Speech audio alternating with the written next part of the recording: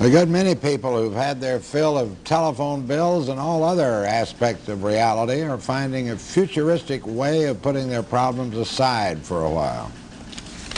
In the long lines in front of the big city theaters across the country, the moviegoers wait for 6 hours or more.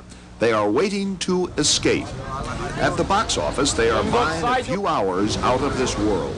The film is called Star Wars. It and other recent Hollywood offerings are obviously giving the public what it wants: total escape cinema.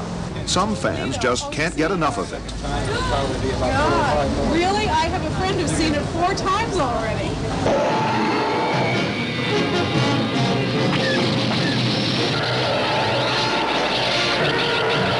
One critic calls Star Wars just a big, dumb flick. But like most reviewers, he points out the public is in a mood for fanciful, pure entertainment and adventure. There's nothing heavy, no big message in these kinds of pictures. Star Wars is simply a cosmic comic book movie, one which really moves. There are such basics as corny dialogue reminiscent of the Saturday serials of the 1930s. Don't worry, she'll hold together.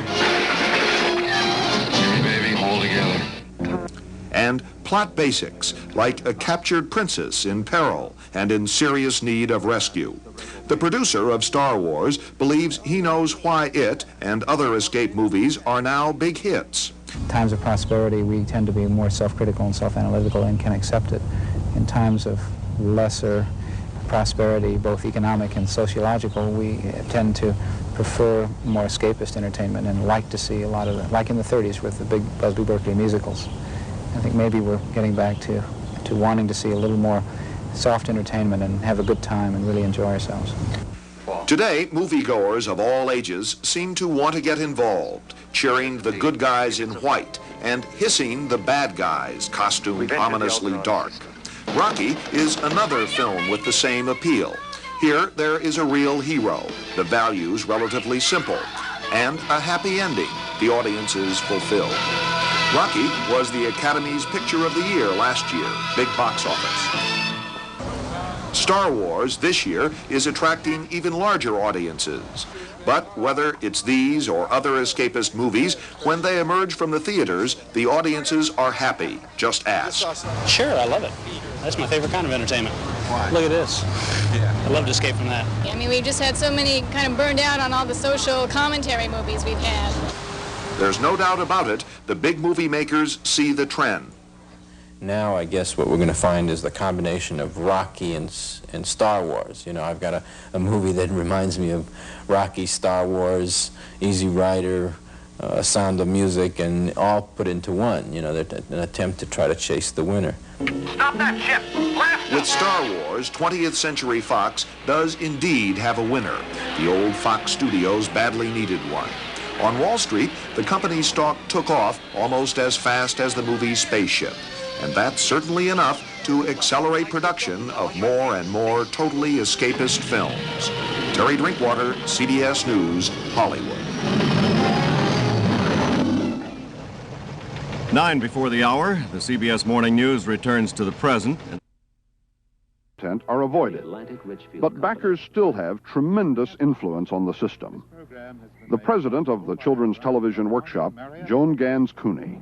You get an idea for a program, and you maybe put some ideas on paper, and you begin talking to potential funding sources, be they corporations, government agencies, the Corporation for Public Broadcasting, PBS, and at that point, you get in foundations. You get input from those backers or potential backers on what they would be willing to fund and not fund. Now, at that point, you may decide to tailor your proposal or to drop it. The idea of tailoring proposals to meet the specifications of funders is chilling, enunciated as it is by the producer of the most successful programs in the history of American public television. But all the awards that Sesame Street and Electric Company have won, all the toys and records and books and programs in German and Spanish and French, don't pay the bills. Mrs. Cooney was asked how money pressures affect the public television schedule. I think that what you have are more of the kinds of shows and the public seems to like them, that corporations are apt to be interested in, which is the performing arts, drama, and less news and public affairs. I don't think that's a secret to anyone that most corporations do not jump at the idea of underwriting controversial investigative reporting, and that money just has to come in public broadcasting from other sources. At the tone, daylight time will be 6:50 and 10 seconds. At the tone, daylight time will be 6:50 and 20 seconds. At the tone, daylight time will be 6:50 and 30 seconds. At the tone, daylight time will be 6:50 and 40 seconds. At the tone, daylight time will be 6:50 and 50 seconds. At the tone, daylight time will be 6:51 exactly. At the tone, daylight time will be 6:55 and 10 seconds. At the tone, daylight time will be 6:55 and 20 seconds. At the tone, daylight time will be 6:55 and 30. At the tone, daylight time will be 6:57 and 50 seconds. At the tone, daylight time will be 6:58 exactly. At the tone, daylight time will be 6:58 and 10 seconds. At the tone, daylight time will be 6:58 and 20 seconds. At the tone, daylight time will be 6:58 and 30 seconds. At the tone, daylight time will be 6:58 and 40 seconds.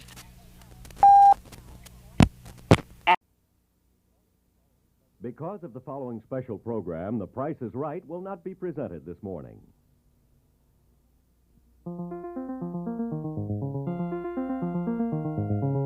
Let me just ask you, Mr. Santor, do you feel your marriage is irretrievably broken? Yes, sir. And you want a divorce also? Yes, sir. How about you? Well, when you reach a certain age, you know, what are you going to do? That's what 10 years ago, they should have seen a marriage counselor. Maybe they wouldn't be in here fighting over a piece of property. You only get one trip around, and they wasted the last 10 years with each other.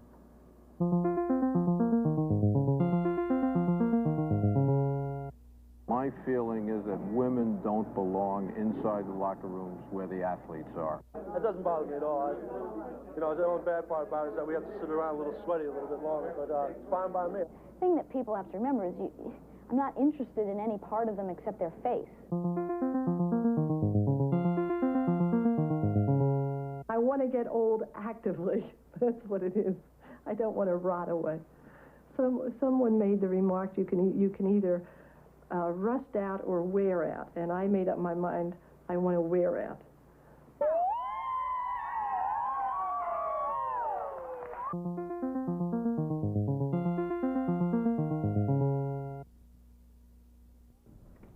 Good morning.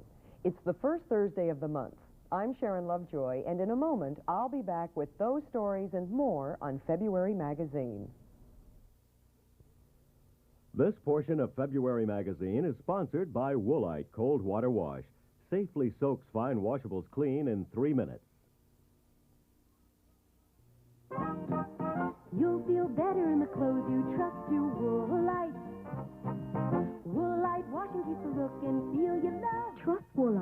border to safely clean fine washables. Woolite keeps the fit, the color, the feel you love. Everything's soft, fresh. And when clothes look this nice, you feel beautiful in them.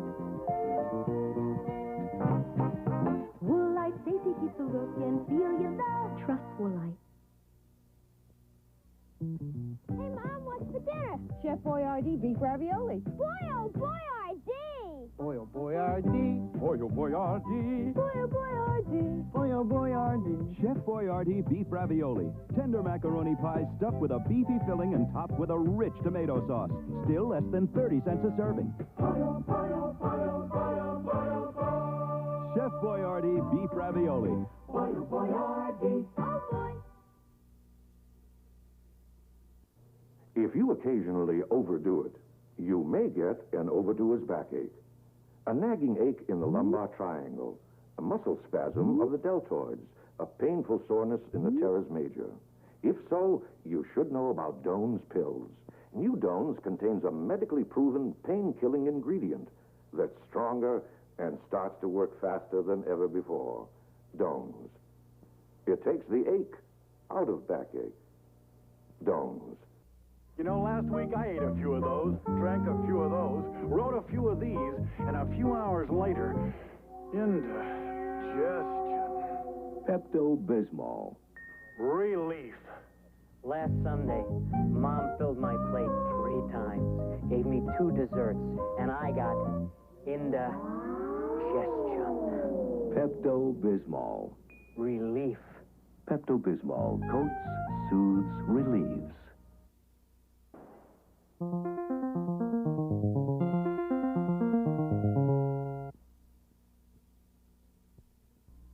Looking for something, Betty? For relief, Mrs. Rollins, hemorrhoids again. Pain, itch. Try this.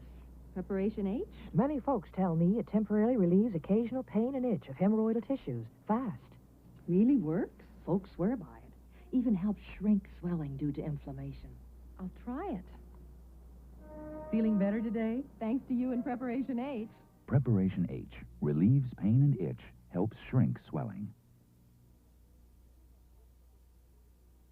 You know how important a moisturizer is to a woman's skin. It helps keep it from drying and cracking. Helps maintain its natural beauty. Now, watch how Old English furniture polish works the same way on your wood furniture. Old English's blend of 3 moisturizing ingredients helps keep the finish from drying and cracking. Helps preserve its natural beauty. It does for your furniture what your moisturizer does for your skin. Old English, the moisturizer, helps preserve the natural beauty of your furniture. In pump spray, too. It's a new Dial morning, and you're up and feeling new. It's a clean Dial morning, and that clean belongs to you. There's a new day dawning, and your best is going through. Starting out clean, starting out Dial, starting out new. There's no cleaner way to start a new day than Dial soap. With deodorant protection that gets you so clean you feel your best. Starting out clean, starting out Dial, starting out new. Is that Steve Cawthon giving orange juice a workout? Sure is. Orange juice takes care of my thirst every time. It isn't just for breakfast anymore. Is that Roberta Peters about to have orange juice at a dress rehearsal? Of course, it's refreshing, soothing, and it isn't just for breakfast anymore. Look for 100% pure orange juice from Florida. Orange juice with a hot dog. With anything. Orange juice from Florida. It isn't just for breakfast anymore.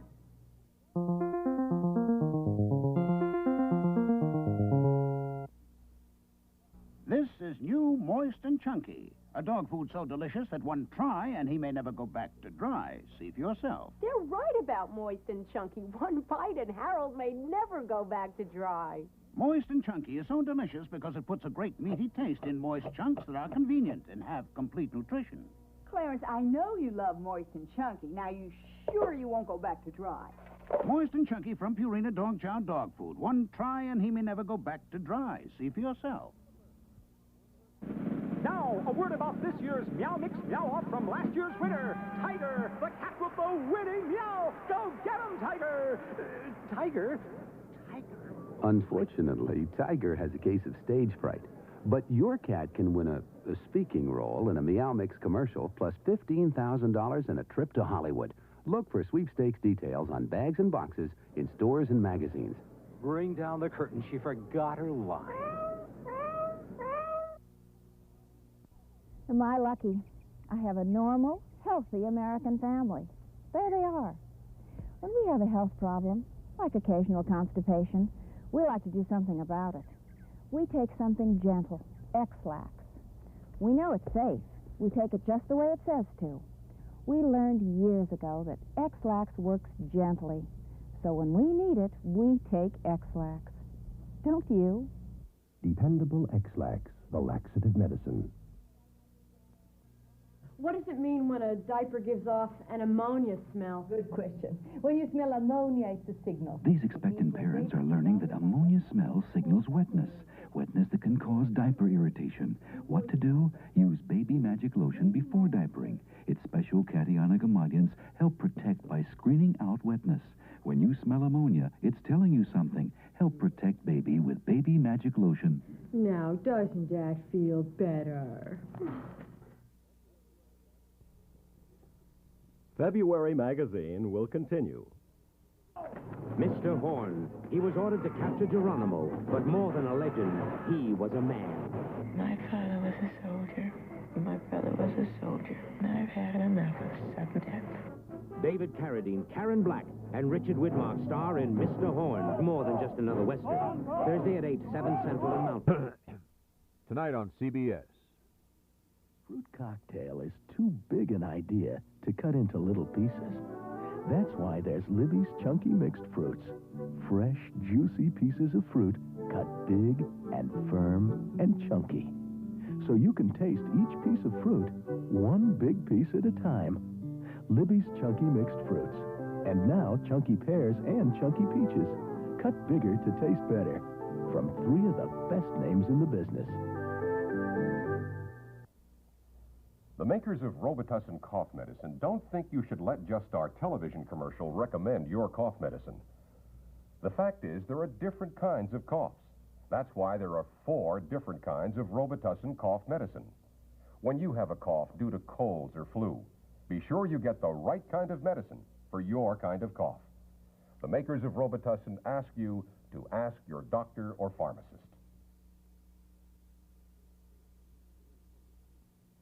Le shake, the new yogurt shake that comes in strawberry, blueberry, and raspberry, but not so much the calorie. You can serve yourself from the dairy case. Le shake.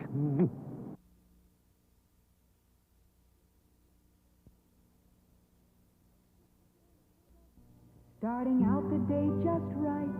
Omelets are easy, and you can fix them in a couple of minutes. When you're hungry late at night. All you need are 2 eggs, 2 tablespoons of water, seasoning, and a piping hot pan. Anytime or any place. When it's set, add ham, cheese, leftovers, most anything, and fold over. There's no food that can replace omelets, a quick and easy way to fix a nutritious meal or an elegant dessert. The incredible edible egg. Tina Louise, right? That's right. Do you really use that Arid Extra Dry like you say on TV? No.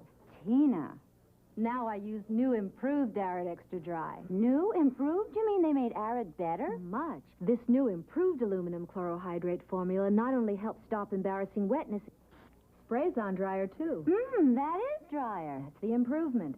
Take it from Tina. New improved Arid Extra Dry helps stop wetness. Goes on drier, too. Oh, our first baby, and with that cough, we'll never finish his room. What can I do? Here. Liquid hold? It's new. Has dextromethorphan. Real cough medicine, plus a decongestant. Works up to 4 hours. If it's hold, I'll try it. Finally finished. And I hardly coughed in 4 hours. Just in time. Oh, no. New Liquid Hold with decongestant. Works up to 4 hours. When I'm constipated, I want relief I can depend on overnight. Phillips is a true blue friend. My laxative should work overnight, too, and be gentle. Phillips is a true blue friend. Phillips Milk of Magnesia Liquid works with your body as you sleep, using your body's water to lubricate and soften. Next morning, most people get gentle, effective relief. Phillips is a true blue friend. Phillips, available in fresh-tasting mint. America's true blue friend. Working hands, whatever the work they do.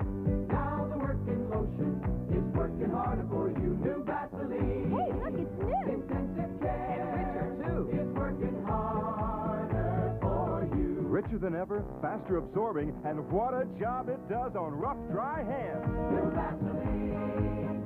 Intensive care is working harder for you.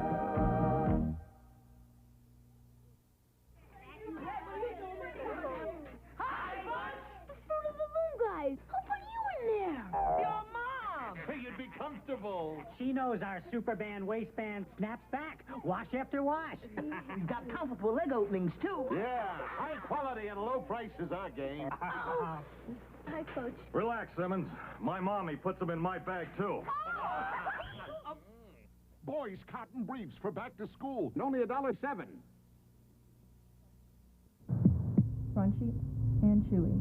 Oh, that's pretty good. It should, Mrs. Barhorst. It's Chuck Wagon dog food. And just a little water makes Chuck Wagon crunch chewy. Crunch chewy. What does that word mean to you? Well, it means that it provides two things. The brown piece is hard and crunchy, and the red piece is soft and chewy. Do you think your dog would like this? Yes, I do. Crunch chewy Chuck Wagon. Beef flavor or variety mix. Wow, this cat food is delicious. Can you read the name? I can't read, but it's on the tip of my tongue. It's so good tasting. I hope they gave it a special name. What's the name? It's Special Dinners from Purina. Each bit is crunchy and delicious on the inside. That's the dinner. With an extra coating of milk flavor on the outside. That's the special. Special Dinners. Special Dinners. Hey, I like that. Special Dinners. This portion of February magazine was sponsored by Ralston Purina Company, makers of Purina Pet Foods, and all the other fine products from Checkerboard Square.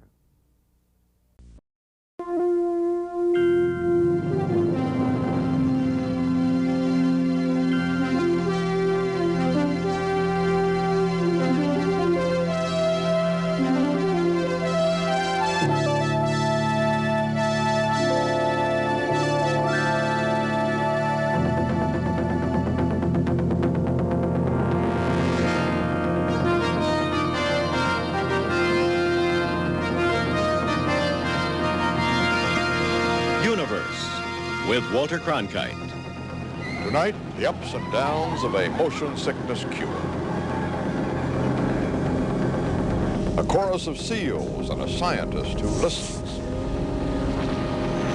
And the science behind a fictional universe.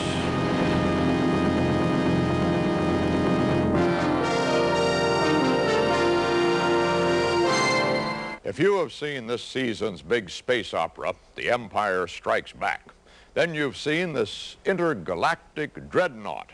And you probably have asked yourself, how in the world did they do that? I did. So to find out, I went to the hangar in San Francisco where the Imperial Star Destroyer and other fantasies are parked and readied for their next mission.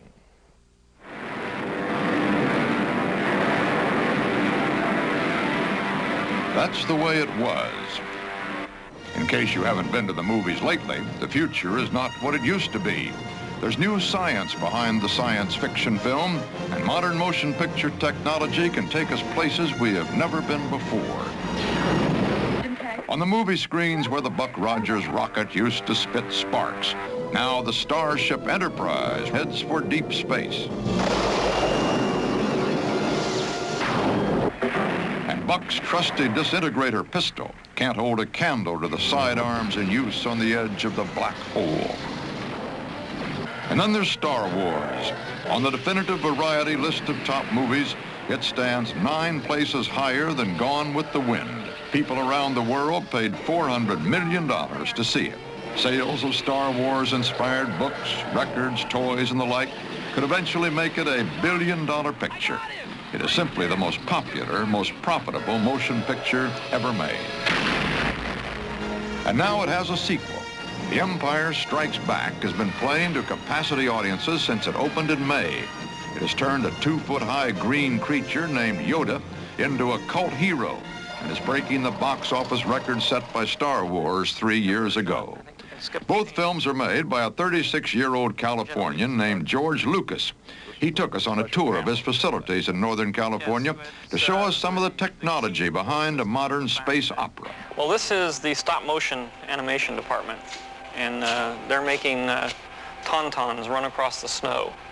They start by measuring out where everything is on the creature, because everything has to move just a sort of a fraction of an inch every time. Are they looking at something to know what to do next, or are they just doing this out of their heads, sort of, moving it? It's a whole art of, they studied movement. They shot animals and studied them against grids and things to study the motion. And then they practiced for months and months doing tests. The series of still pictures, each slightly different from the one before, become a galloping tauntaun. As a technology, as a science, it's fascinating, but you're ruining my fantasies. I thought those things were real.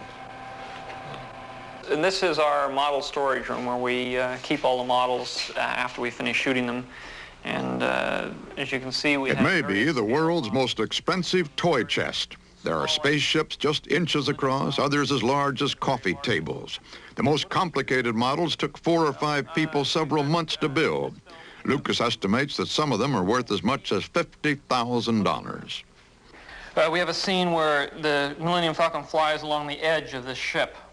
And so we had to take this little tiny section down here at the nose, you know, just this, the bare end of it, and reconstruct it to this scale.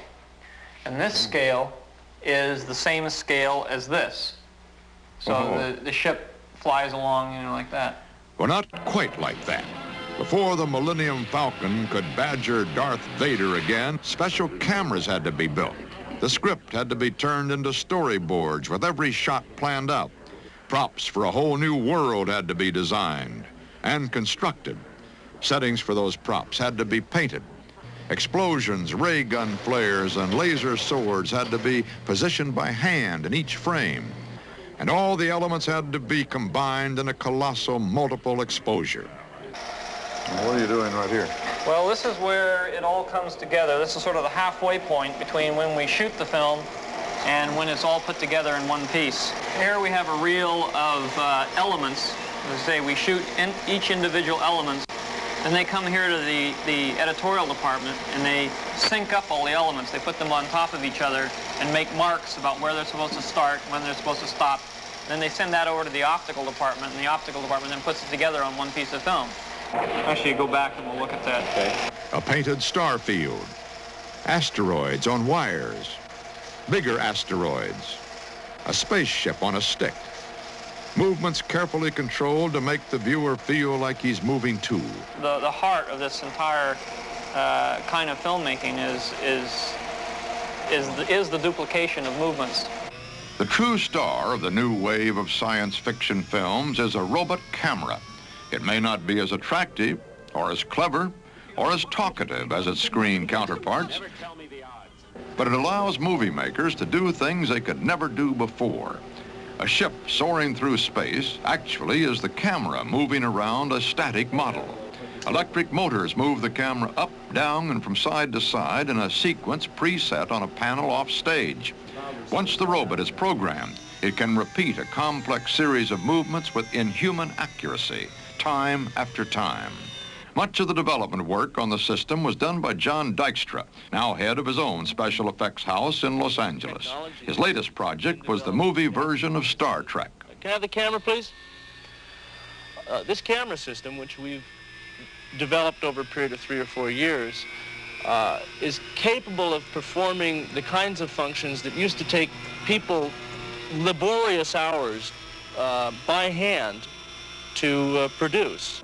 Nearby, down Dopey Drive on the sprawling Walt Disney lot, is the ACES camera, the robot behind the special effects in the movie The Black Hole. David English is the electronics wizard behind the Disney camera. The operator sits at a computer console and guides the camera from a television monitor. The computer replaces an entire stage crew, turning hand cranks, and even warns the cameraman if he's about to do something wrong. We did a shot here. It would have taken us 5 weeks to do that filming sequence of 4 different shots. We did it in 2 days. 2 days at $6,000 or $10,000 a day is compared to 5 weeks at $6,000 or $10,000 a day. So faster, and we did it better. We did it better and faster. But that's the real world, a place of accountant-inspired high technology. For George Lucas, such science belongs behind the scenes. We sort of go off on our imaginations, and whatever we can do to entertain ourselves is where we go, whether it's logical or scientific or not. The films have sound and space, and we violate a lot of natural laws just for sort of entertainment and enjoyment effect, which is the prime mover. But it also gives, I think, young people an interest in space generally. The complicated mixture of sophisticated technology, space-age machinery, and starry-eyed fantasy in today's science fiction films just may serve as inspiration for a coming generation of scientists.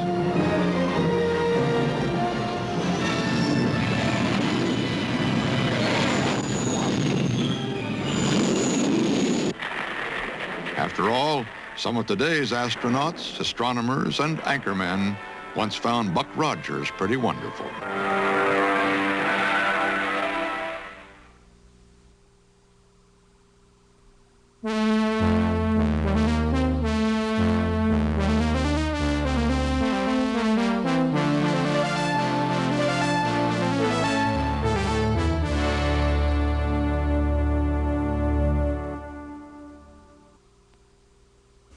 Know how you could save over $300 a year on gasoline?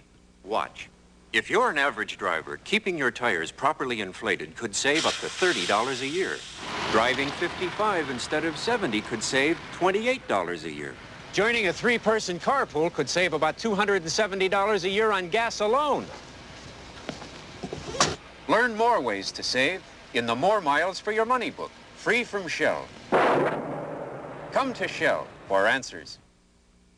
That house is special. It's over 100 years old.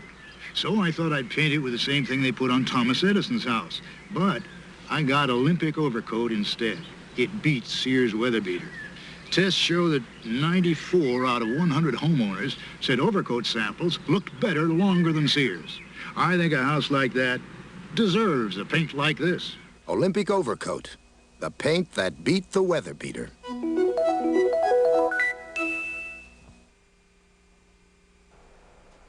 From the testimony of our own astronauts, if visitors from elsewhere in the universe aimed for the brightest region of Earth, they would touch down there in Antarctica, whose great expanses of white reflect sunlight like a huge beacon far across space. The first creatures the visitors encountered might be a chorus of singing seals, and the next might be a woman who studies their song.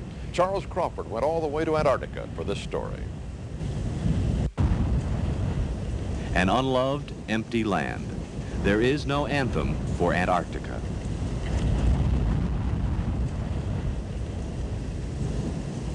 But there is music here. Under the thick ice sheets that cover the seas, the water is filled with loud, descending trills.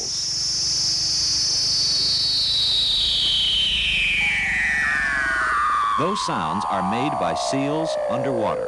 Seals are singing, and we don't know why.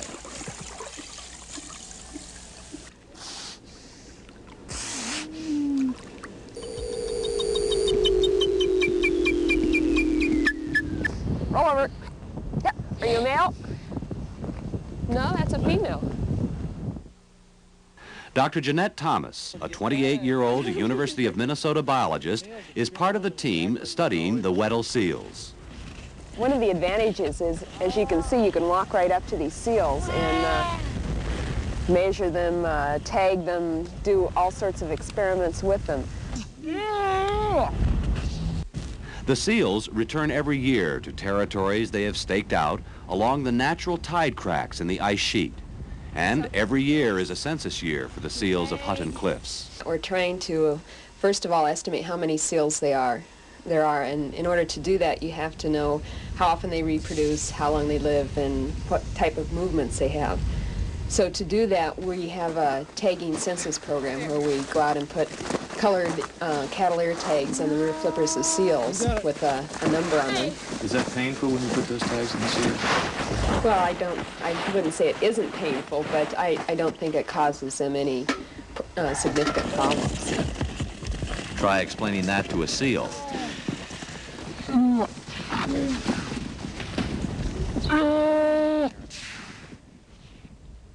Waterproof microphones and a remote-controlled television camera are set up under the ice. Jeanette Thomas and project director Larry Keekley can watch and record the seals in the relative comfort of a converted fishing hut. In the dim light that filters through 9 feet of ice, the seals become swift and graceful, dancing an underwater ballet to their own cries. A music as wild and strange as any on Earth.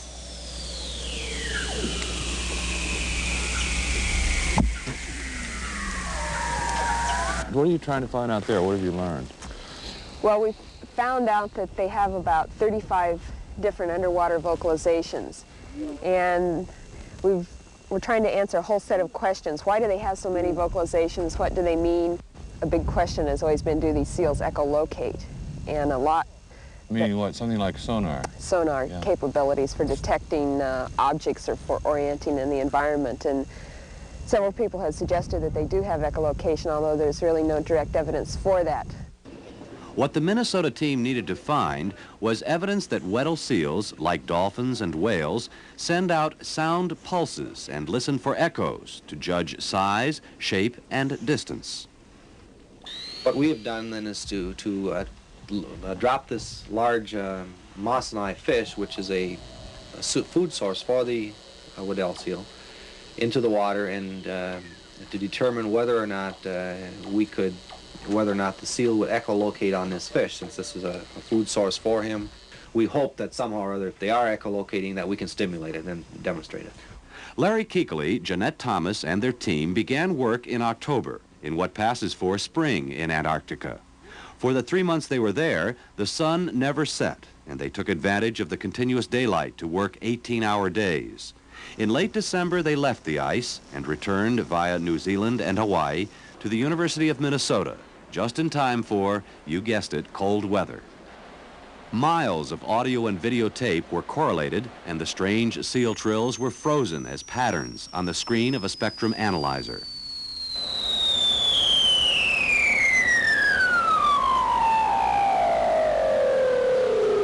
For a long time, we had the hypothesis that trills were unique to males and that they must be associated with territorial advertisement. And we've since found, through surveying several seals making this call, that yes, only males are making this call, and the frequencies of these calls are indeed higher during the mating season. And so we have a pretty good handle on the meaning of that call. There are other calls. There's a call that's a knock call. It's one of the most frequent calls that we just cannot identify what the purpose or function of that call is. Nor have they found complete explanations for the ewe, mew, cricket call, the growl, the teeth chatter, or other recognizable sounds a seal makes. As for the experiments designed to demonstrate seal sonar, in all cases that we did it, the seals were curious and swam around the fish and would sort of bump it with their nose, but again, made no sounds whatsoever, which indicates, not completely, but at least to a large extent, that these animals are not echolocating in the classical sense. We know definitely they eat deep in the water, and we know definitely that it's dark. And so therefore, they're doing something to be able to locate fairly small fish, which seem to be the primary part of the diet during the winter months. And so either their vision is very underestimated, or we just simply have not figured out how they're using their vocal capabilities to locate these fish. This will be the 10th year biologists will be back studying the behavior of Antarctic seals. In an environment so awful and strange, it seems like a dream, even to the scientists who return every year. That type of feeling comes to mind most often when I'm riding on a bus or in a course of a conversation, someone says, "And what do you do for a living?" And then I have to chuckle to myself that I work in the Antarctic. In the Antarctic, where under the thick ice sheets that cover the seas, seals are singing, and we don't know why yet.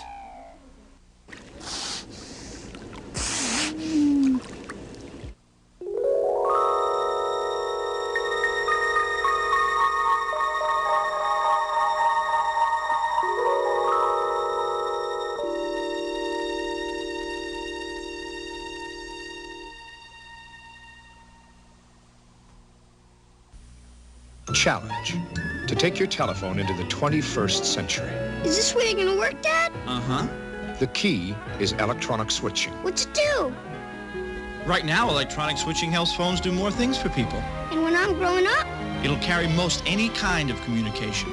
Words, pictures, numbers. And all over America, we're installing electronic switching at the rate of 1 per business day. The Bell system, keeping your communications system the best in the world. Okay, I'm pulling the trigger. And you're not so tough. I'm pulling the trigger on you. I'm trigger happy with Lysol disinfectant bathroom cleaner. Kills germs on surfaces. Rubs out soap scum. Shines tile and chrome without scratching. Get trigger happy. Get Lysol disinfectant bathroom cleaner. Refills too. Motion sickness, for those afflicted by it, is a misery and a nuisance, but it is not necessarily incapacitating.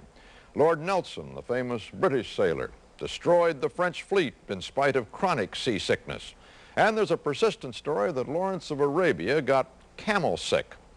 But for some of today's adventurers, especially those who may spend long periods in space, motion sickness can be devastating. That's why, as John Stossel learned recently, scientists are beginning to pay much closer attention to the queasy rider.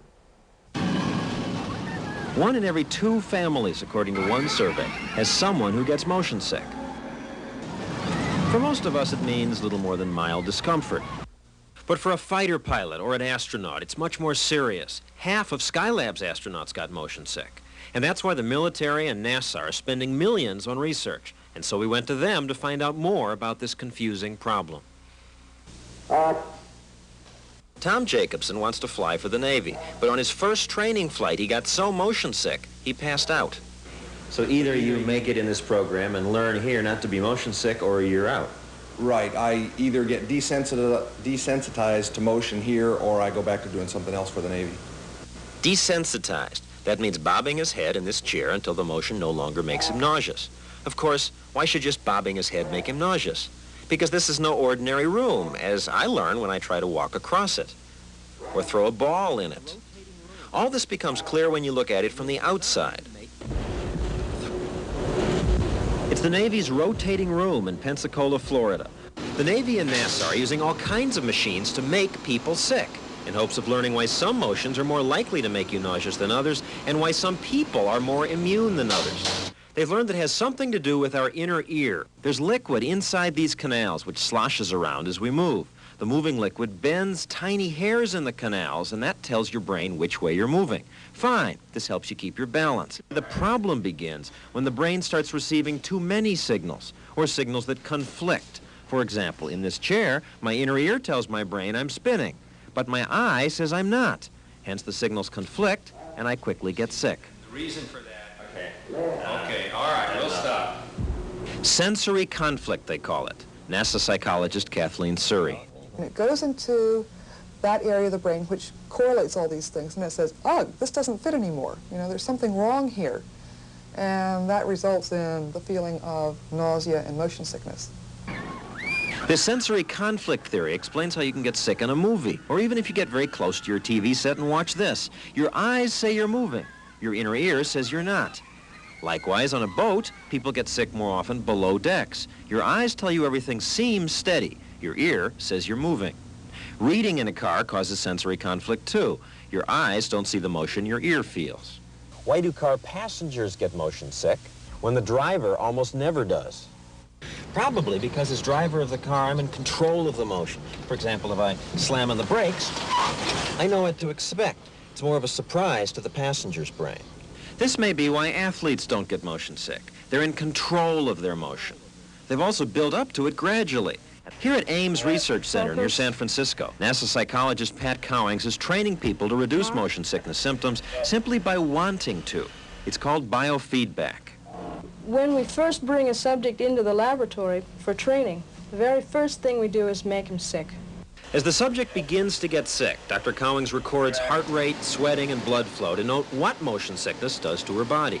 Then she teaches the subject to avoid the attack by learning to control those responses. Learning to control your own blood pressure or heart rate, says Cowings, is just like learning to play the piano. If you hit the wrong note, that information is sent to your brain by your sense of hearing. It sounds wrong. It sounds wrong. All it takes is practice, repetition, to eventually hit the right keys every time. Likewise, she says, when you can see or hear your blood pressure, you can control it too. When she sees that her blood flow is increasing because the numbers go up, she now has the same completed feedback loop that the piano player has. She simply directs her attention to that finger and thinks about blood flow increasing. The meter tells her whether or not she's doing it right. Feel your hands. Don't think, feel. Constrict the blood vessels in your hands. Work. Increase heart rate. And just because she can see the results, she can control it. That's the general consensus of people in my field. It's really not that difficult. You want a lesson? No thanks. But of the people she's trained, volunteers paid $4 an hour to be made sick, 85% can now control their bodies so they don't get symptoms. Now you've learned to control it. Yeah, I don't get sick anymore. Not at all? Yeah. And you can lower your heart rate and lower your blood pressure and... Yeah. Just by wanting to? Yeah. Training is something I can use every day, you know. I can use it to control a headache. Or, you know, I know whenever I go out sailing, I'm never going to get sick again. NASA hopes Cowings can use biofeedback to train future astronauts to control their space sickness. But that's for the future. For now, what can we do? Well, motion sickness pills do work, though not for everyone. And you may have to change brands to find one that works for you. And you must take the pill at least a half hour before you're exposed to motion. Once you're sick, the pill won't help. Neither will alcohol. That makes the symptoms worse. What you eat, by the way, doesn't matter. What will work is anything that helps reduce the sensory conflict. Watch the horizon. That way your eyes will see the same motion your inner ear reports. If you can't see the horizon, say you're in an airplane or below decks on a ship, then close your eyes, hold your head steady. Then there will at least be fewer confusing messages for your brain to handle. If all that fails, take heart. The sickness will pass as soon as your body adjusts to the motion, and that seldom takes longer than 3 days.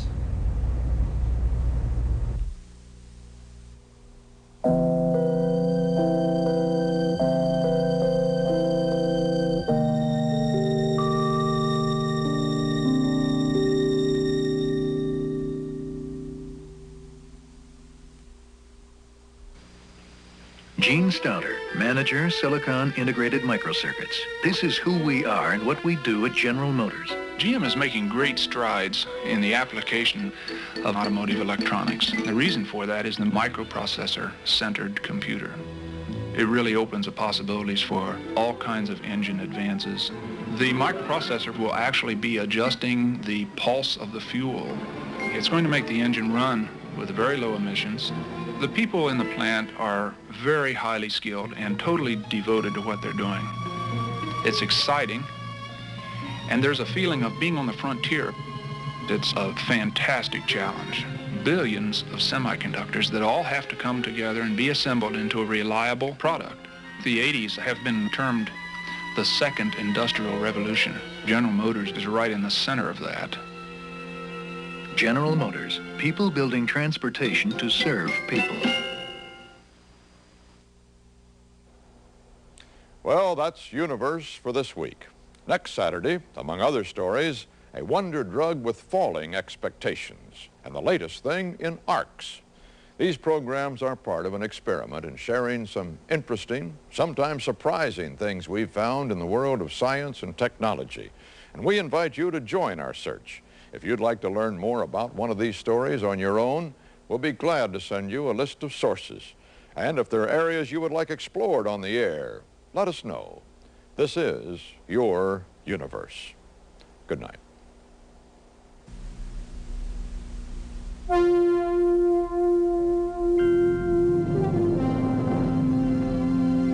For the reading list, send a stamped self-addressed envelope to Universe, Post Office Box 76, New York, New York, 10001.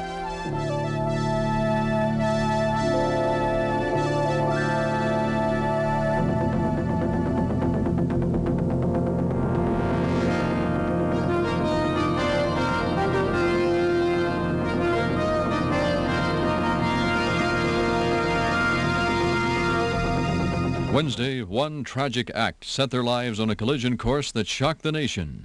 4 days in Dallas, Wednesday night at 8:30, 7:30 Central and Mountain. Previously broadcast as Ruby and Oswald. Now get set for the Bad News Bears, coming up next.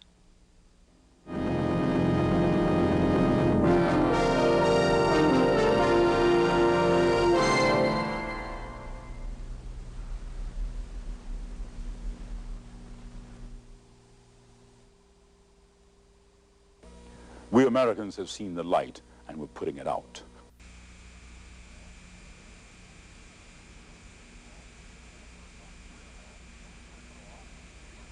Wait a minute. Don't turn it off. These are not the commercials before the broadcast. This is the broadcast, and it's about commercials. If you're an ordinary American, you probably don't think you're influenced by advertising. You may remember a bit of a jingle they use to sell products or get annoyed about too many commercials. But when it comes to buying things, you really make your own independent judgments.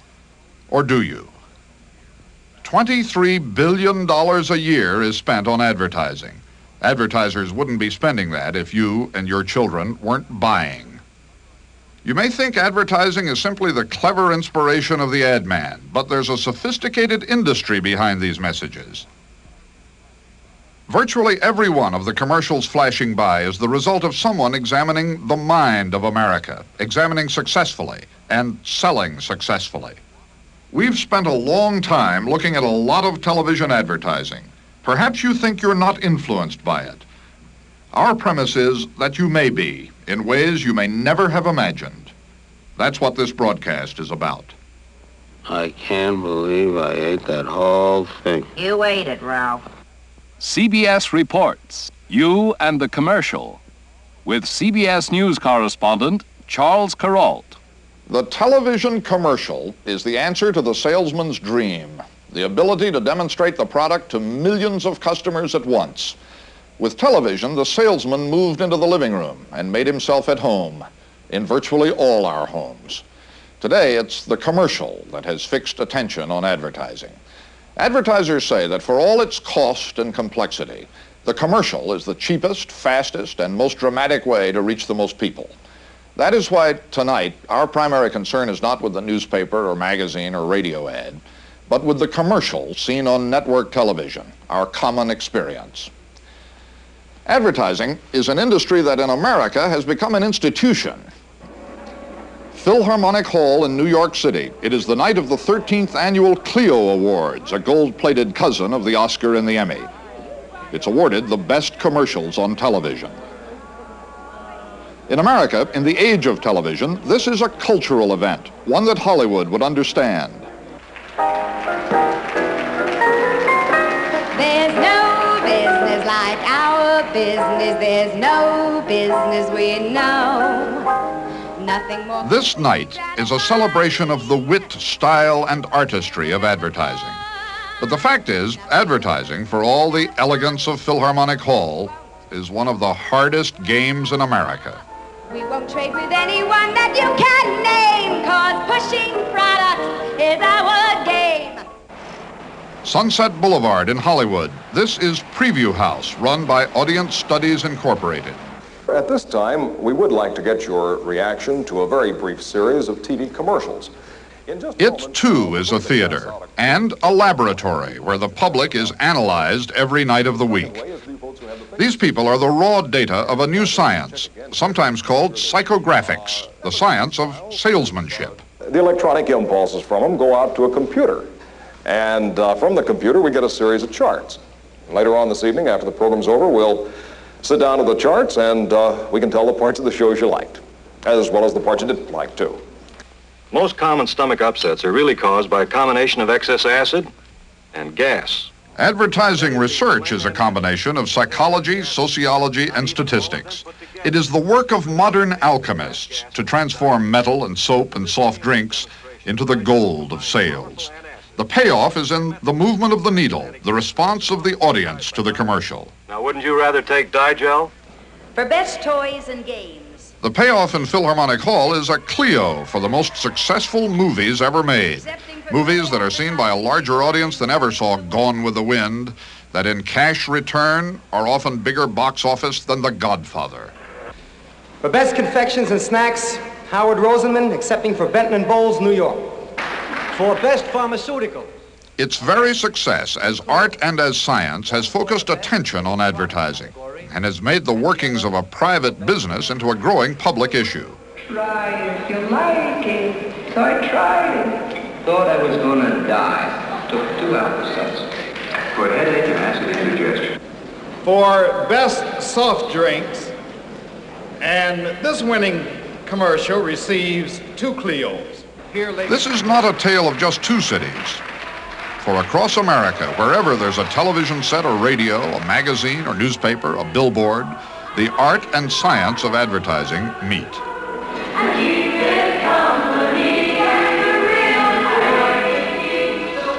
This commercial was the hit of the 1972 Clio Awards.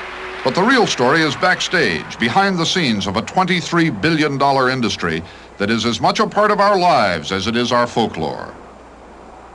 Especially on television, advertising is bigger than ever. Today it dwarfs even Madison Avenue, nearly 6,000 agencies selling products around the world. The names are familiar from Broadway to Bangkok, a roster of the modern American salesman. J. Walter Thompson, biggest agency of all. Ted Bates, McCann Erickson, Doyle Dane Bernbach, Ogilvy and Mather, Benton and Bowles, and Burnett. This is not Madison Avenue, but Michigan Avenue in Chicago. Leo Burnett is the 4th largest advertising agency in the world, with billings close to $500 million. Leo Burnett's philosophy is that the agency is a business partner of the client who makes the product, and that what every product needs is an image, a personality. You may never have heard of Leo Burnett, but you probably have heard of Tony the Tiger, Morris the Cat, the Jolly Green Giant, and the Marlboro Man. That is no accident. I think this one's pretty good. I think Bernie did a good job on the retouching. Get enough of the single... Marlboro may be just another cigarette, but the Marlboro Man is an image that worked, that transformed a low-selling woman's filter cigarette into a high-selling He-Man brand, now the 2nd most popular cigarette in America. Gutsy. This is what you see, what is familiar to you, the art of advertising. What you don't see behind the doors marked pupilometrics, psychometric viewing, commercial viewing, is the science of advertising. The advertising agency has been called one of the most advanced laboratories in psychology. There is market research and motivational research, demographics and psychographics. It is estimated that some 500 companies are being paid $1 billion a year for advertising and marketing research. Even more than the agency, it's the client who wants to know what makes advertising work. They're all here at Gallup & Robinson in Princeton, New Jersey. The same George Gallup. It's a bourbon flavor smoke. Advertisers say they don't know which ads work, but they're constantly trying to find out. This is one way to measure commercials, what Gallup Robinson calls total prime time testing. Introducing the 1973 Super Beetle. We continue now with a new kind of love starring Paul Newman. I never thought I'd change my mind about hair removers. Every commercial on network television is carefully monitored. The following day, their effectiveness will be measured in hundreds of telephone interviews. Now through Saturday, buy one at the regular price, get the second tire for half price. Gallup Robinson calls this battlefield conditions. That's how the advertiser sees it, too. He is waging a campaign, complete with strategies and tactics. His weapon is the commercial. His target is the competition. And you, the consumer. The advertiser is being armed for the battle of the marketplace with answers to questions like, what went through your mind as you watched the commercial? The advertiser tried to increase your interest in buying his product. Did he succeed? Success for the advertiser does not necessarily depend on whether you like the commercial, but on whether you remember it. This kind of testing can tell him that. What the consumer tells the advertiser is remembered and stored in the files of every corporation that advertises. Would you raise your hand if you'd like a little more time? Whoever you are, wherever you live, whatever you spend, you belong to a target audience at which the advertiser is taking aim. At Audience Studies Incorporated in Hollywood, your recall of the commercial is only one of the measurements being taken. These dials feed into a computer what you think about the commercial, your conscious response. Finger sensors feed the computer what you feel, your unconscious response to the commercial. In the end, a good commercial is one that sells the product. And to move the merchandise, advertisers believe, first they must move emotions. Would all of you holding dials set your pointers back to the center normal position there, please? And we'll show you the first of these very brief TV commercials. It's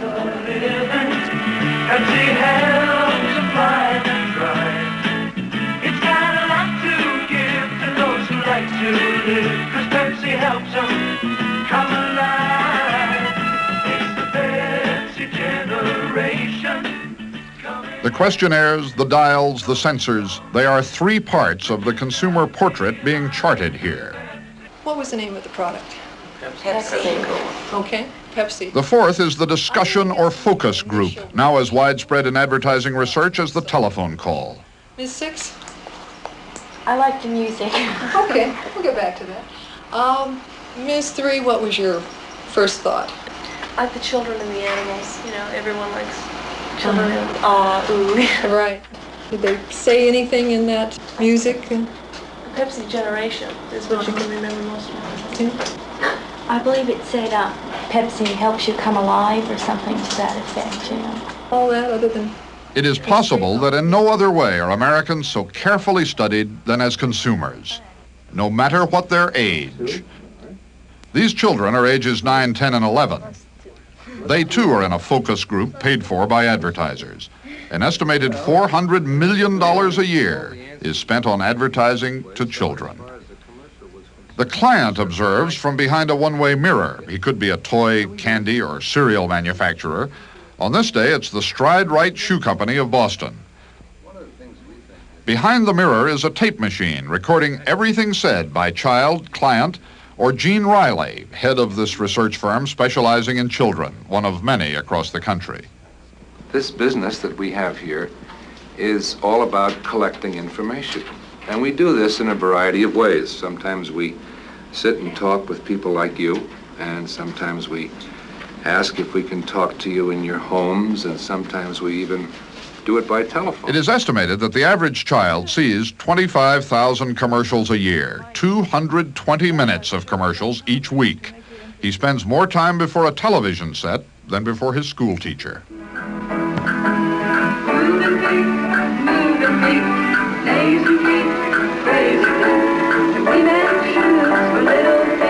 And we fit them carefully every step of the way because Stride Right knows that little feet have a long, long way to go. What were some of the things about that commercial that you thought were good? What were some of the things about it that you sort of liked? Yeah. Well, I sort of like the way the music went with the music. Things that they're showing. Specifically, how did you like it? I mean, it had a, what? It had a really action feeling. Good. That's a good way to put it. All right, the action feeling of the music. Something else. Michelle? It had, like, rhyming words in it. It had what, dear? Rhyming words. Ah, it had rhyming words. I think the background was great. Like the ocean and then the country and the city and all different kinds of places that it was filmed in. It was sociologist David Riesman who once described the American child as consumer trainee. This kind of research is also used to test ideas that become commercials. It seems research often tells advertisers that entertainment, not information, sells best. Here is the making of a 30-second entertainment.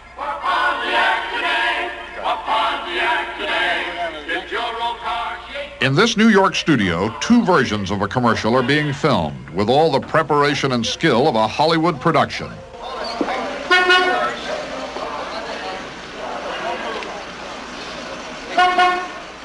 Enter the star, a 1973 Pontiac. Waiting on stage, the supporting cast, the Pontiac dealers of New York and New Jersey. On the tape is the rest of the cast. A professional group of singers has recorded the music. Their voices will be the ones actually heard in the commercial. Conducted by the same musical director, the man in the middle. Pontiac Firewood was a swell E-I-E-I-O cut. Then we'll go to this. If your old car, she ain't what she used to be, ain't what she used to be. Let them sing, I'm just the guy to sing. Let them sing. Our important thing, it's critical. We're taking segment by segment. It's important, critical that we get the first word, your, together. And the best way to do it is so that you know what I'm doing. It's 1, 2, 1, 2, 3. You're punny. Now try that. I'm going to do 1, 2, 1, 2, 3. You're punny. You're punny. 1, 2, 1, 2. Your Pontiac Firewood deals us well. Beautiful. Once more. A Pontiac today. These are professionals, remember, and what they're trying to do is sell you a car. Pontiac last year sold 756,000 cars. Side-eyes amazement. Top. Sound playback, please. Turn a little bit sideways. That's 1, 2, 1. Your old car, she ain't what she used to be, ain't what she used to be. I'm just the guy to see. I think they're hot. Top of old gray mare. There are many ways to sell a car on the basis of price, styling, safety, or with a new lyric for an old children's song. The Pontiac Choir Boys sing again. If your old car, she ain't what she used to be, ain't what she used to be, I'm just the guy to see. If your old car, she ain't what she used to be, trade the old car away for a Pontiac today. This commercial has cost $20,000 to make. It will cost hundreds of thousands more to broadcast. For $250,000, the most expensive commercial ever made. Ann Miller and chorus in supporting roles. Choreography by Busby Berkeley. Hey, mister, have you tried the soup that's good enough to eat? Shake hands with the great American soup. To make a feature film at the same rate would cost $30 million. Let's face the chicken gumbo and dance. Hands feel soft, hands feel swell, hands come up soft as roses cause of bell, bell for hands, cause your man loves your hands to feel soft just like roses.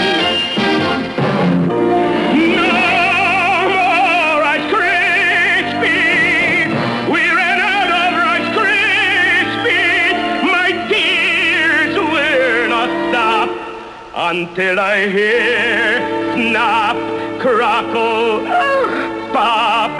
Yes, sir, America, you're doing fine.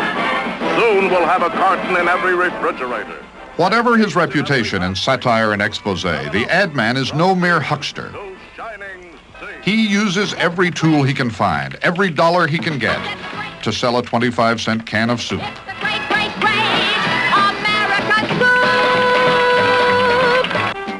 America, can a little morsel of macaroni become a really big star?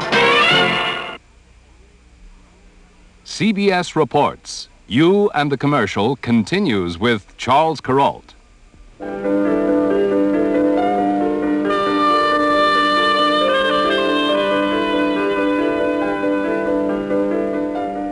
You have been questioned, studied, and analyzed. Now you must be sold. There is more to the commercial than meets the eye. It meets the ear, too, a litany of superlatives and promises that in advertising is called puffery. Introducing new.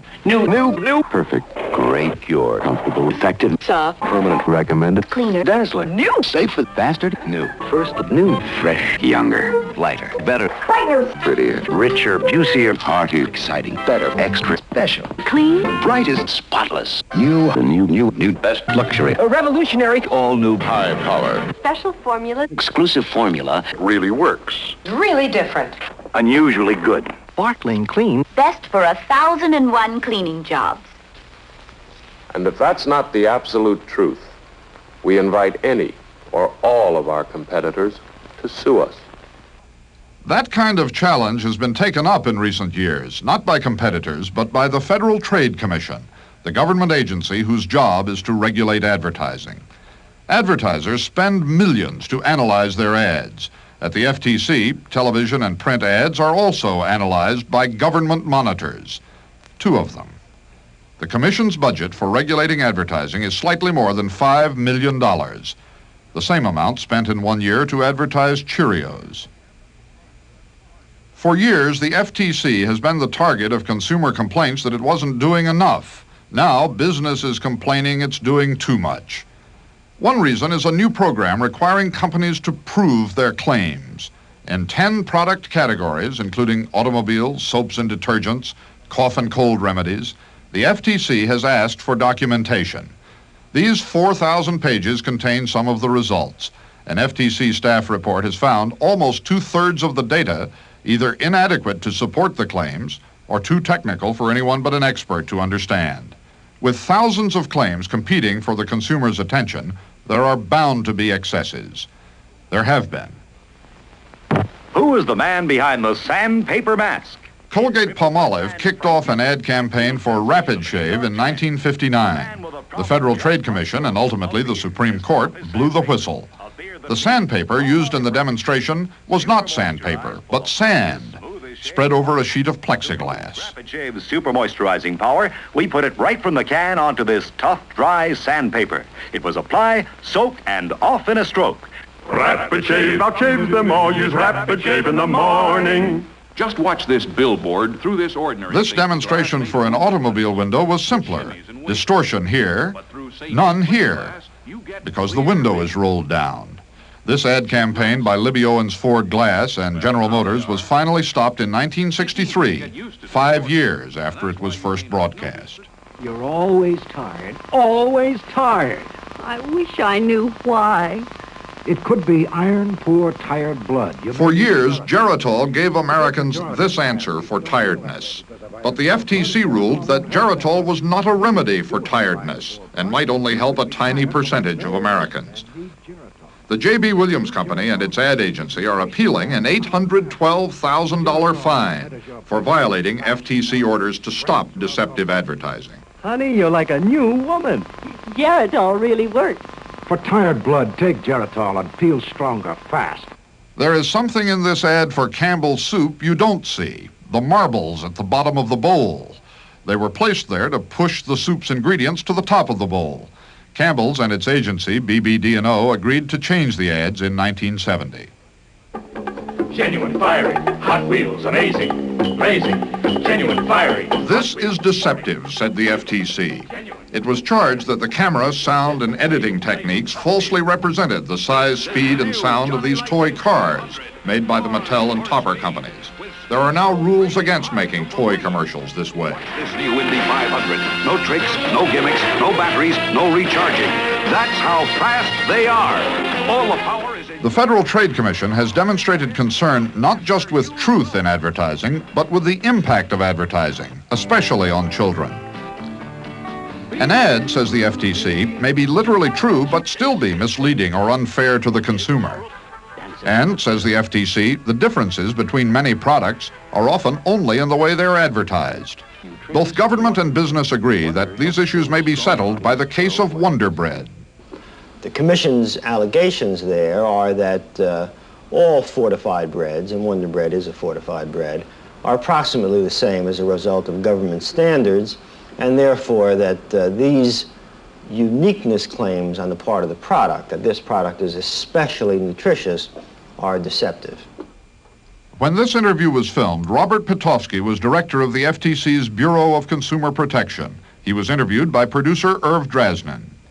In that case, the Wonder Bread case, a charge is made that the advertising overreaches particularly vulnerable groups.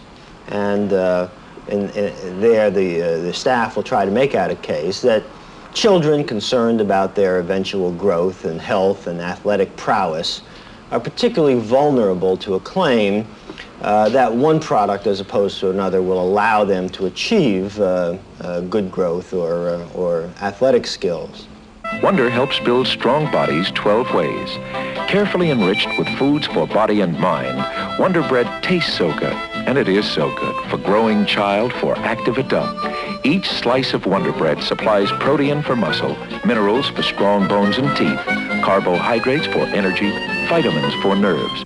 The argument is that this sort of advertising infers exclusivity. Archie Foster is chairman of the Ted Bates Advertising Agency, 5th largest in the world.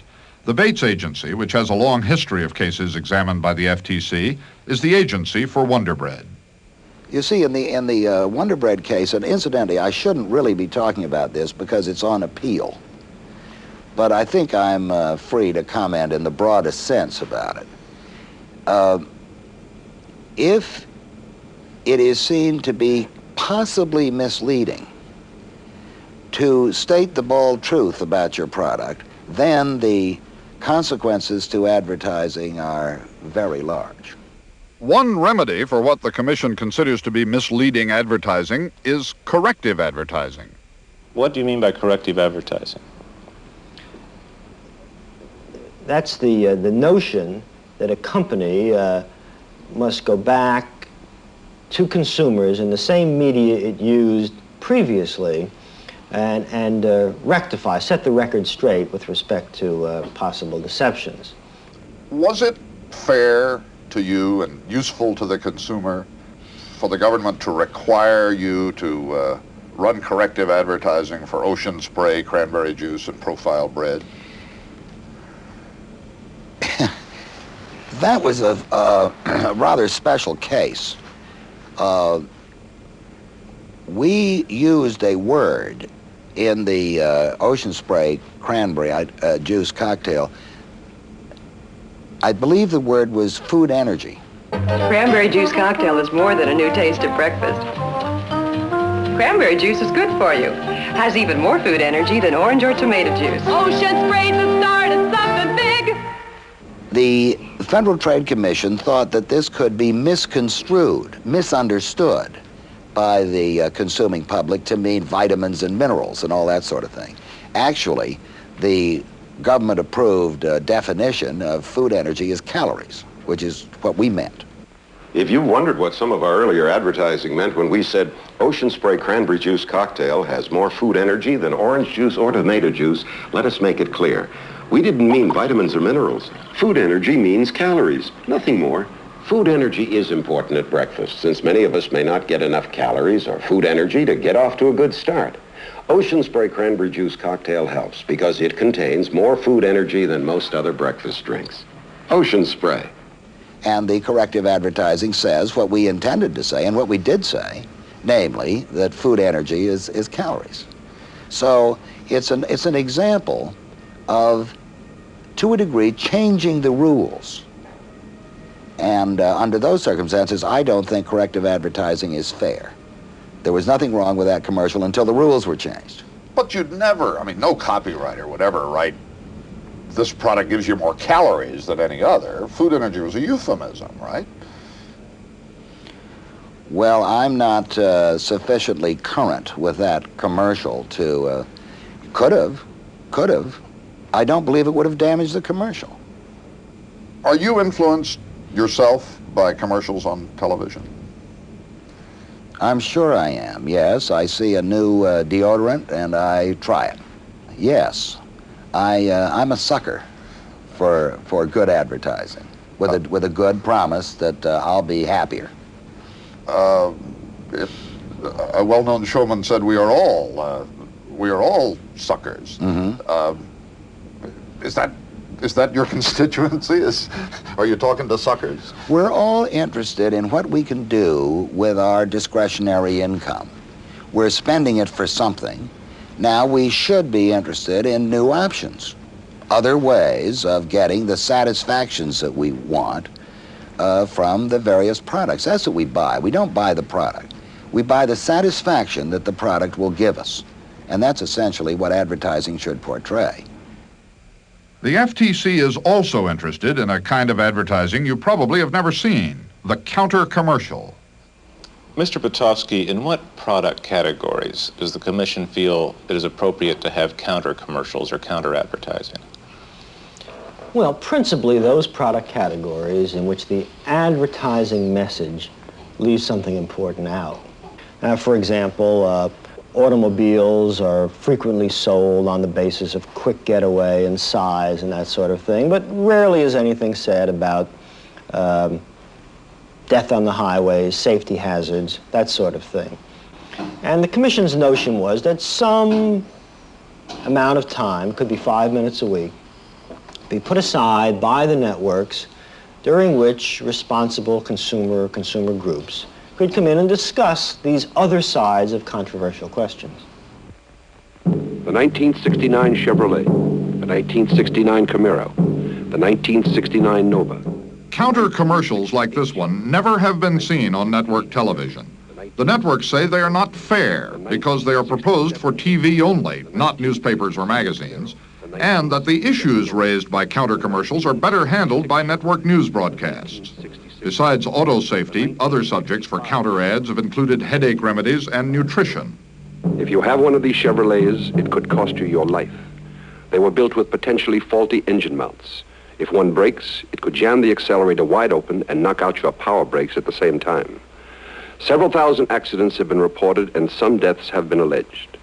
Now, General Motors has announced they won't give you new engine mounts, but they will install a free safety cable. If you have one of these cars, I urge you, get it to a Chevrolet serviceman, slowly.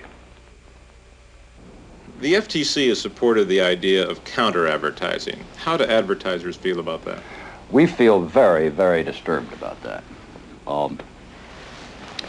We think it would very seriously damage the process of advertising, hence the process of selling. Peter Allport is president of the Association of National Advertisers, which represents virtually every major advertiser. If I'm an advertiser and I'm threatened with counter-advertising, and I want to stay in television, I've got commitments to stay, a contract, whatever. My directions to my advertising agency would be say nothing. Let's not get into this mess. Let's not make any specific claim for the product. Let's just stay with puffery, which is less informative than a specific claim. You would drive the advertiser into a position where he just didn't say anything. CBS News asked 6 of the nation's biggest advertisers to discuss advertising for this broadcast. Procter & Gamble, which spends more than anyone else to advertise, $275 million a year, declined to be interviewed. So did General Foods, which spends $160 million a year to advertise. And Warner Lambert, $128 million. Bristol Myers, $110 million. Colgate-Palmolive, $110 million. And American Home Products, which spends $106 million a year to advertise. All declined to be interviewed. One company, Procter & Gamble, said it would consider an interview only if CBS News submitted its questions in advance. Peter Allport spoke for the companies. I'm not surprised, and I must say I sympathize with them. People in well-managed companies, the companies that you and I would like to invest in and like to buy the products of, are inherently cautious, and they should be. And they have The reputations of their companies are very, very dear to them, and should be. CBS News has got a rule which may or may not be advisable, I'm not judging that, that you may not see the questions in advance, and that you have no way of editing or participating in how the answers are used. This is probably a good thing, but it is a very inhibiting thing. It's not just a CBS News policy. Well, it's a general news policy, let's say, of all the networks. The reluctance seems to go beyond giving an interview to CBS News. The American Management Association recently tried to conduct a survey of advertising and marketing executives about advertising practices, and barely 10% responded. I would think that a 10% response would be very low indeed. I would have to feel that either the survey was very poorly drawn, or the distribution of it was not professionally handled. I'm at a loss for words. Say that if that is a fact, that they sent out a survey, a questionnaire, and had such a response, that is remarkable. We also asked Mr. Allport about a Harvard Business Review survey in which 60% of the business executives responding said they believed that advertising does not present a true picture of the product. If I remember that survey correctly, some of the phraseology and the way the questions were presented would almost force that kind of an answer. I'm a great believer in advertising. But if you asked me, is every ad true? Is advertising always? I would have to say no. There are always people who will buy the Brooklyn Bridge, and as long as that happens, there's always, unfortunately, somebody who's going to try to sell it to them. I believe that the free enterprise system could not function without advertising. You couldn't bring new products to market. No one would ever stock one if you weren't going to create some sort of demand for it. What is the use of allowing a system in which companies, instead of producing a better car or a better tire or a better detergent or a better food or drug, just come up with a better advertising campaign as a substitute for that? I believe that accurate advertising is essential to make the competitive system work. Do you think there's justification for spending $22 billion a year or whatever it is we spend on trying to persuade people to buy this brand instead of that brand? You see, I come back to the premise that I rely on, and that is that this is simply a display case offering the products of America's economy to the public. If there were not advertising, I don't know how you'd know about that new car that performs in a better way, or that new cake mix, or even that new dog food with cheese in it. I love that one. How else would you do it and protect the free choice system which obtains in this country? It's not $22 million of massive persuasion. It's $22 billion of offering the nation's products to the people for their choice. You make it sound simple. It is simple. People tend to think of advertising abuses as frivolous nonsense, and efforts to regulate it as overreacting. I think that's wrong. In product category after product category, there are 5, 10, or 15 different companies in the market, and yet their rivalry does not produce lower prices or improved products, or indeed does not produce a situation in which consumers are provided with the information they need to make choices. What's the use of having 15 different companies in the market if they're all saying the same thing, and much of what they say is either not truthful or irrelevant? We've talked about the advertiser who tries to sell his product with commercials, and the advertising agency which creates the commercials. What about the networks which carry the commercials? Herminio Treviesas is Vice President of Broadcast Standards for NBC. Every commercial, and by the way, last year we reviewed over 36,000 different commercials. Every commercial that comes in with a claim, we ask for substantiation. The substantiation might be in terms of a laboratory report. Now, when that comes in, obviously we're not all experts here. I have a staff, the total staff of broadcast analysts is 36 people. We have a research director that works for NBC. He knows methodology, and he knows whether 2 and 2 makes 4. If it doesn't, he comes back and asks us questions. We go back to the advertiser, to the advertising agency. This might take 2 or 3 months before we finally come to a conclusion that either the copy has to be changed to match the substantiation, or we throw it out completely. Can you say that every commercial the public sees on NBC is truthful? As far as we're concerned, and I can say this for the other 2 networks because they have the same staff, you know, the same setup, they review the same commercials. We do not put on anything on the air that we don't honestly believe can be substantiated, that is truthful. Well, if that is so, how come there have been examples of just outright fraud in television commercials in years past? Well, when you say fraud, you know, that's a pretty broad statement. Well, I mean fraud. I mean, you know, shaving that piece of plexiglass instead of sandpaper and so on. Fine. Again, I just told you, when that happened, we honestly believed it was truthful. We do make mistakes. The other thing that you must remember, Charles, is that we also are part of an industry code, which also is a governing factor. We call it the NAB Code Authority, and I'm a member of that. And so, therefore, the industry has certain rules and guidelines that we all, who are members of the code, abide by. Whether the network's self-policing is all that it should be has been a matter of controversy among the public and the government and the special interest groups for 30 years. It still is. CBS Reports, You and the Commercial continues with Charles Kuralt. American businessmen pride themselves on their ability to find out what the American consumer wants and needs, on knowing the customer. But that special province of probing the human mind does not belong to the field of advertising and marketing research alone. It also belongs to the psychologists and social critics who are outside the advertising industry. Therefore, we thought it appropriate to consult Dr. Eric Fromm, whose scientific work makes him a respected observer of man and his institutions.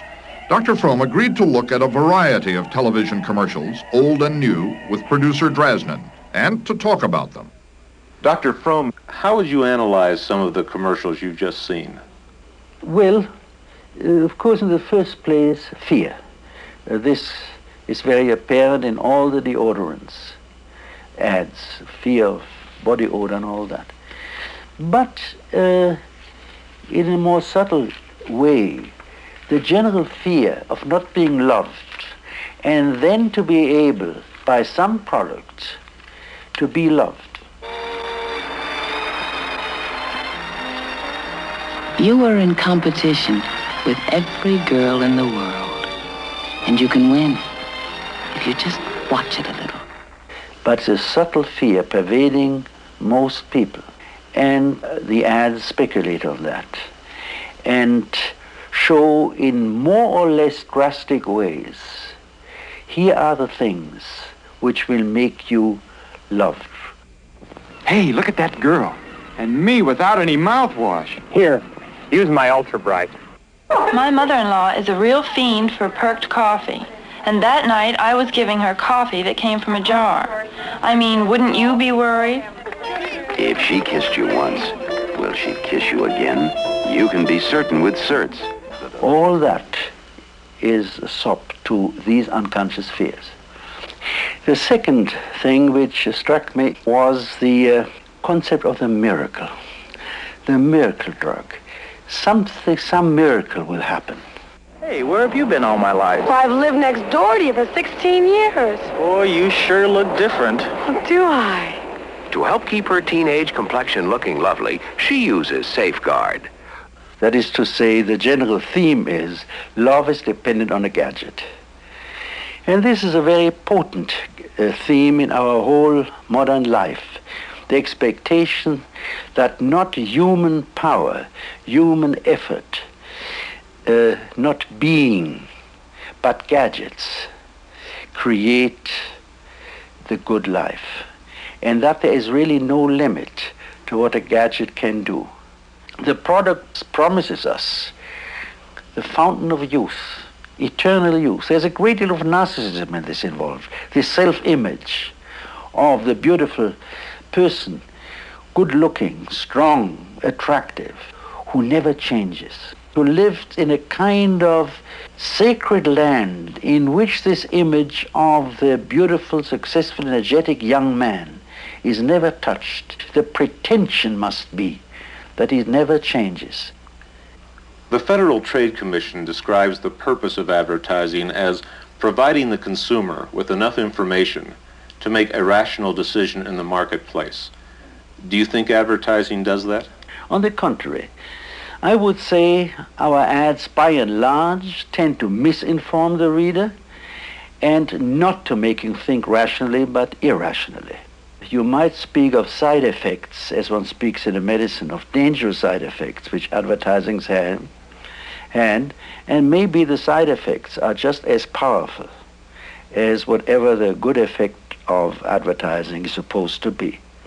What are the side effects of advertising? They have an effect beyond that of informing the reader about products and commodities, of molding the character of the public, of molding personality, just as school and church and family do. Advertising tends to make the person greedy, to create the man who wants more and more, instead of trying to be more and more. Thinking, rational thinking, critical thinking, independent thinking is undermined. That advertising does not try to inform and convince, but to suggest in a semi-hypnotic way.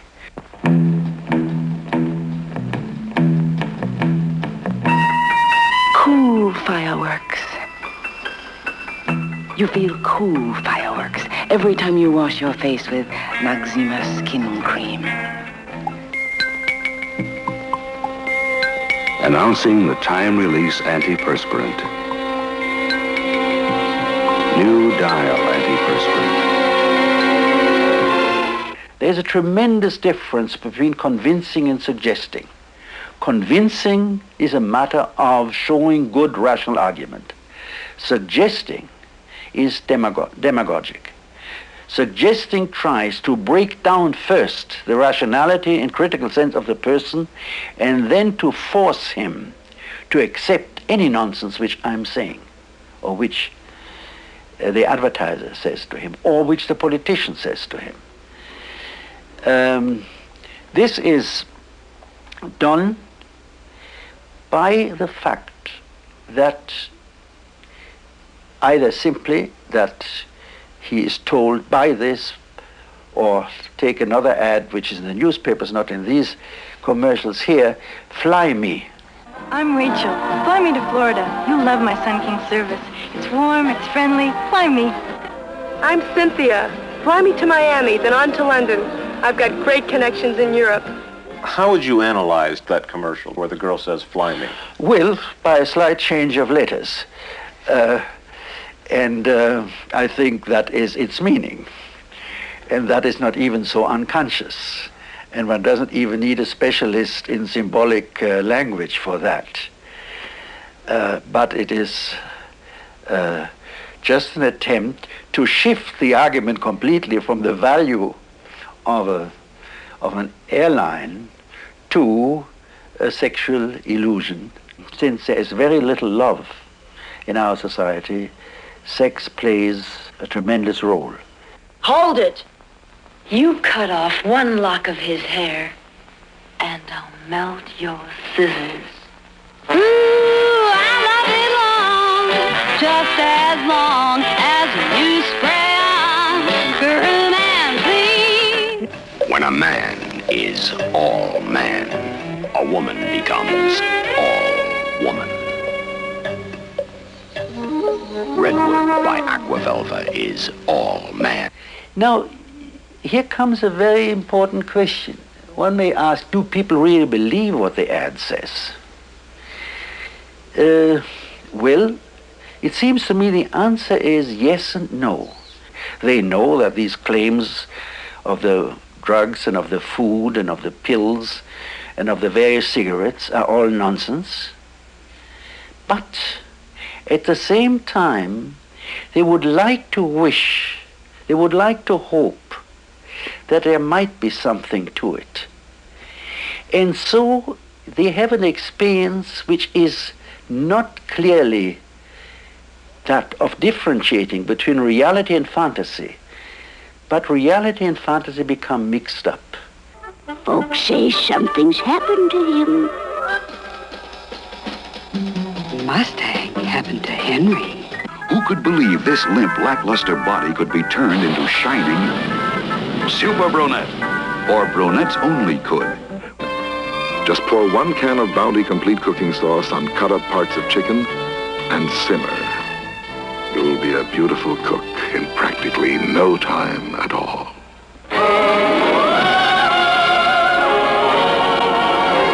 In this peculiar mixture of reality and fantasy is what people like, what people indulge in, and it is what the advertising promotes.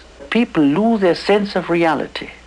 Life and death, possible, impossible, peace and war, everything becomes unreal, everything becomes a half fantasy.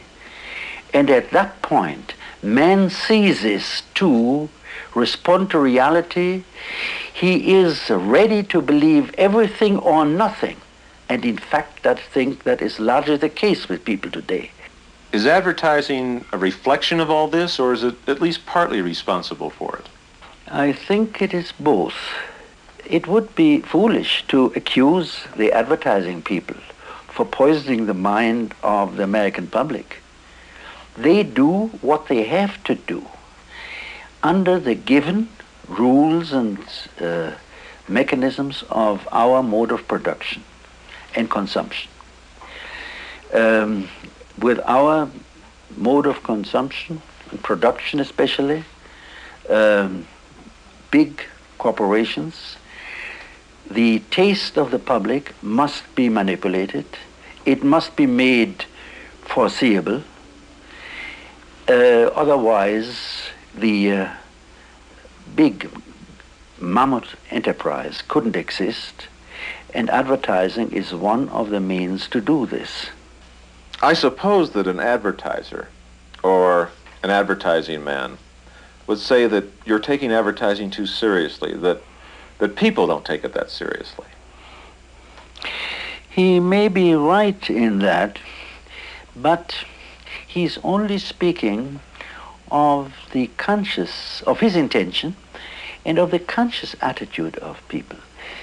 They are not taking it seriously is only precisely part of this twilight of reality and fiction, which I've been speaking about before. They don't take it seriously, and they do. The hopes, the fears, which are aroused by the advertising, operate, but they don't operate much on a conscious level. I think that anybody who's really familiar with the advertising industry and with the advertising agencies that produce most advertising, that's utter nonsense, that we don't have any specialized techniques for convincing people to do things that they don't want to do. Alvin Ackenbaum, Executive Vice President and Director of Marketing Services for J. Walter Thompson, has spent most of his career in advertising research. Does the commercial, the television commercial, operate in the area of the subconscious in its attempts to influence consumer behavior? I got to tell you that, basically speaking, when we prepare advertising, when we think about advertising, no one is thinking along those lines. I have been in this business 22 years, and I can't remember once in all that time that anyone's said in a meeting now, how are we going to prepare an advertisement that is going to get to the subconscious of the consumer? I just think it's nonsense. It's just not done. Yet we all see countless commercials in which, through the use of some product, a man gets a woman, or a woman gets a man, or our image is changed, our lives are transformed. Well, I think again, to make a commercial interesting so people will watch it, it has to be somewhat dramatic. They're not going to pay any attention to it. I think in literature, we often do things that are somewhat unreal, but people recognize in literature that there's a certain amount of unreality. I think they understand that there's unreality in watching a commercial. When you try to gain attention of people, and after all, there are so many commercials and there's so many communications of every type, that one must do things to gain people's attention. And some of these things that you're talking about are just merely for that purpose. Mr. Ackenbaum, does the television commercial manipulate people?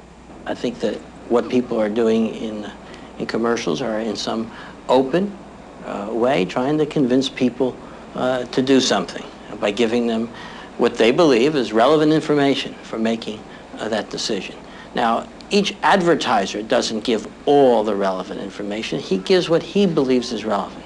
No one's forcing you to watch the commercial. Nobody's bending your arm to make you do something.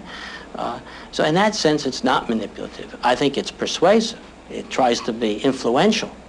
But these are things that we do in any conversation, any communication. I certainly think our church leaders, when they speak to us from the pulpit, are trying to influence us and persuade us. We don't consider that manipulation. I think when our politicians talk to us on television, they're trying to persuade us. They're giving us some information at the same time, but they're trying to persuade us. We don't call that manipulation. And I think when an advertiser in a 30-second commercial tries to persuade you, we shouldn't call that manipulation either. He's doing that in a rather open and honest way. Do you think that people believe what they see and hear in the television commercial? Yes, I think that, well, they don't believe everything they see or hear, any more than I believe everything I see or hear in church or in school or from a politician or at an FTC hearing. I think that we discriminate. We recognize that this is a commercial message. I think most people realize that someone is trying to sell them something, and therefore they should take everything with a grain of salt. Pushing products has always been a hard game. Television has made selling easier for the salesman by making it almost inescapable for us. Products are pushed in our homes now, hour after hour, day after day. And so we have a right to ask anew about these messages which share all our waking hours. Are they reasonable? Are they logical? Are they strictly truthful? And the answer must be, not exactly, not always. Therefore, as Mr. Ackenbaum said, commercials must be taken with a grain of salt. Or, in the words of an earlier observer of the marketplace, caveat emptor, let the buyer beware. The use of reason, the thing that wrote our Constitution and which governs the best part of our lives, is not necessarily what sells best in America.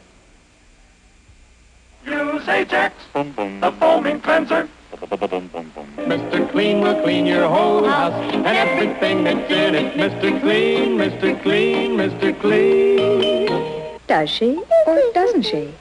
Only your hairdresser knows for sure. What do you have? Pabst Blue Ribbon. Pabst Blue Ribbon beer. Headache throbbing like a drum? Don't let it last and last. Get quick relief with Bufferin. It's fast, fast, fast. People say relief is just a swallow away. You'll wonder where the yellow went when you brush your teeth with Pepsodent. From the valley of the jolly, ho, ho, ho, Green Giant.